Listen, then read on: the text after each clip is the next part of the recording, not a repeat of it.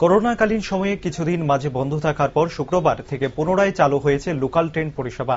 শুক্রবার আগরতলা রেল স্টেশনে local train চালু হলে রাজ্যের বিভিন্ন জায়গা থেকে ট্রেনে চেপে আসেন অনেক যাত্রী।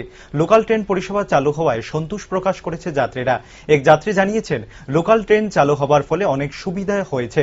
গাড়ির মর্জিমাফিক ভাড়া নেই এবং ট্রেন চালুর ফলে গাটের কড়ি বেশি গুনতে হবে না।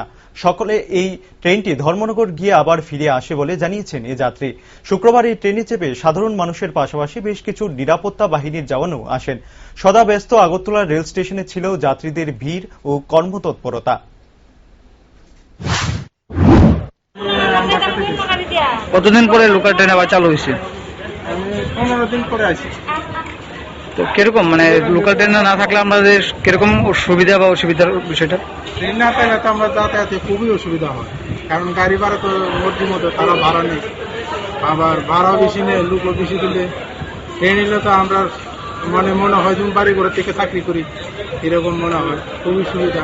আমি তার জন্য বিপ্লব দেব মহাশয়কে অনেক অনেক ধন্যবাদ, তাড়াতাড়ি আমাদের লোকাল ট্রেন চালু করতে। এটা কি একটা সময় চালু হয়েছে নাকি সকাল থেকে?